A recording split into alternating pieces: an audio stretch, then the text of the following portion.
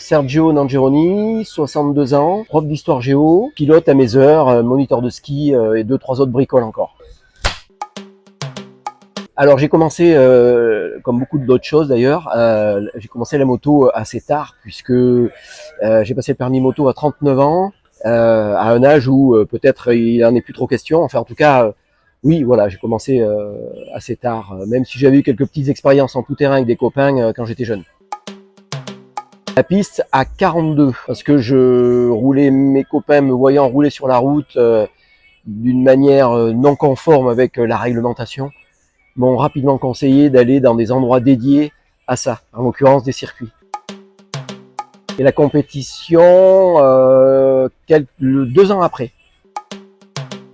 Évidemment, je souhaiterais qu'il soit plus étoffé.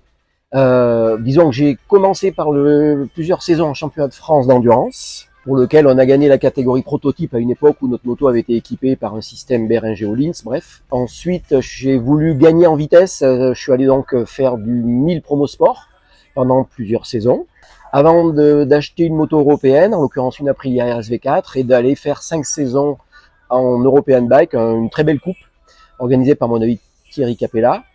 Et puis j'ai décidé de relever un challenge un peu dingue, assez improbable, c'est-à-dire d'aller au plus haut niveau de la moto en France. Je suis donc allé essayer en championnat de France Superbike, en FSBK, et j'y suis resté en fait 7 saisons pendant lesquelles j'ai côtoyé des top pilotes, c'était vraiment super. Alors je roulais plutôt en fin de classement, évidemment, vu le niveau, mais ça a été une expérience exceptionnelle. Et entre-temps, j'ai accompli des rêves, puisque j'ai fait plusieurs courses d'endurance, 4 fois les 24 heures de Barcelone, mais surtout, j'ai fait 2 courses de 24 heures en championnat du monde, le Bol d'Or en 2015, pour son retour au Castellet, et les 24 heures du Mans en 2017. Et cette année, je m'engage en Ultimate Cup, Coupe Michelin en quelque sorte. J'ai toujours eu un petit coup de cœur pour chacune d'entre elles. J'avais beaucoup aimé la Priya, mais j'ai tellement fait de ronds avec Mayam, ma chère R1, ma geisha, que je crois que c'est pour elle que j'ai un petit coup de cœur. Eh ben pas vraiment. Alors ça peut paraître étonnant, pas vraiment. On voit beaucoup ça à la télé au plus haut niveau. Moi je vois aussi ça dans les paddocks.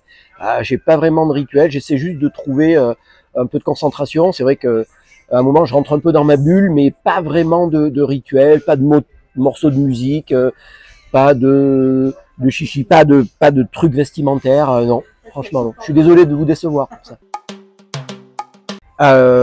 Ma pire blessure, alors je touche du bois, j'en ai jamais eu vraiment de trop importante, même si là je sors d'une assez épicée.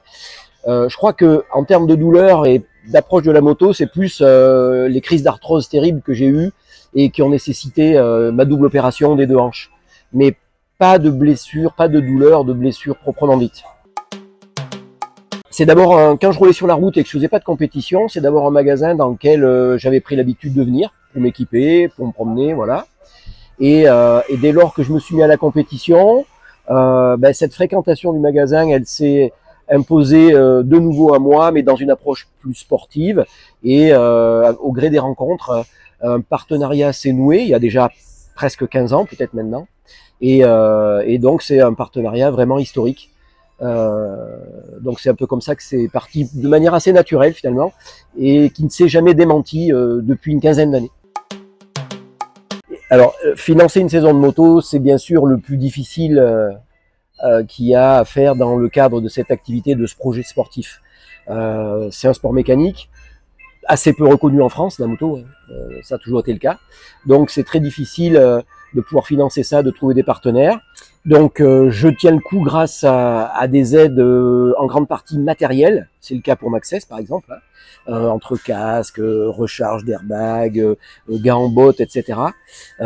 Différents autres partenaires, lubrifiants, conditions de roulage au circuit d'Issoire, etc., etc. Et effectivement, mon activité de moniteur de ski à Superbès m'aide un petit peu. Ça m'aide je dirais, à faire la soudure. J'en injecte un peu dans le projet sportif, mais pas tout, parce que j'ai aussi une vie privée, une famille. Mais oui, c'est un éternel combat que de trouver les financements pour cette activité, ce projet sportif. C'est un peu galère. Alors, déjà, pour quelqu'un qui ne fait que de la route et qui pourrait penser que la piste c'est une sorte d'espace inaccessible réservé aux top pilotes, ça déjà c'est faux. Chacun peut évidemment accéder à la piste et je conseille à chacun d'accéder à la piste parce que d'abord ça va permettre aux motards de progresser techniquement. Nous, on organise des stages aussi au CERTA où on voit des gens qui n'ont jamais pisté de leur vie, qui font que de la route et qui repartent enchantés. On a même des nouvelles après et ils ont appliqué les progrès techniques qu'ils ont réalisés sur leur stage de piste. Donc ça, c'est la première raison. La deuxième raison, évidemment, c'est le plaisir que ça procure rapidement. Parce qu'on pousse un peu plus loin, puisque c'est un espace dédié, on pousse un peu plus loin sa machine, donc on a des sensations qui vont avec. Et je connais peu de gens qui n'ont pas eu la banane en repartant du circuit, après avoir, après avoir été surpris eux-mêmes des capacités de leur machine qui, évidemment, sur la route, ils ne parvenaient pas à vraiment cerner. Alors d'abord parce que c'est une très bonne idée déjà en soi de venir sur une journée piste avec Maxxis, bien sûr, mon partenaire, parce que c'est un moment convivial. Il y a des groupes de niveau, donc pour ceux qui craindraient d'être immergés au milieu de pilotes confirmés, de se faire déboîter à droite ou à gauche, ça ne sera pas le cas, puisque il y a différents niveaux qui permettent aux pilotes de niveaux différents de rouler entre eux et de ne pas côtoyer des pilotes à un niveau soit beaucoup plus faible, soit beaucoup plus élevé.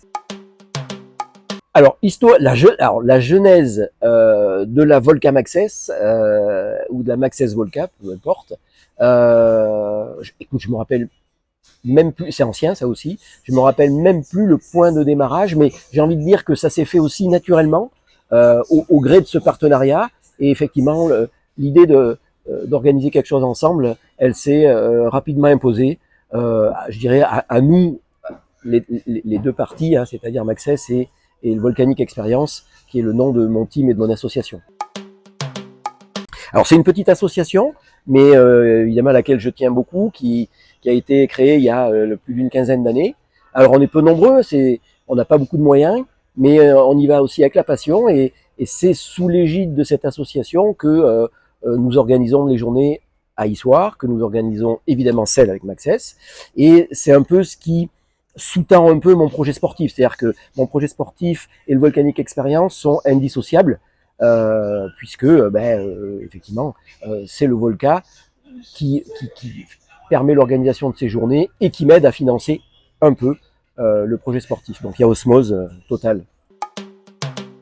Alors je sais que je me ferai peut-être pas des amis là-dessus, mais j'ai aucune hésitation à répondre. Marc Marquez, bien sûr, parce que je trouve que ce gars pousse la course moto à un point ultime qu'on n'a jamais rencontré avant. Une espèce de volonté farouche de tirer le meilleur parti de sa moto, d'aller parfois au-delà de la limite, mais pour exploiter, tirer la substantifique moelle de sa moto. Je crois que, enfin, moi, ça fait longtemps que je suis les sports mécaniques, la moto en particulier. J'ai jamais vu ça, allié évidemment avec un talent exceptionnel et beaucoup de respect au regard des blessures qu'il a traversées. Alors je sais que c'est un personnage un peu clivant, puisque en général les fans de Rossi, et ils sont nombreux, l'apprécient pas trop. Mais pour moi, ma réponse sans hésiter, ouais, Marc Marquez.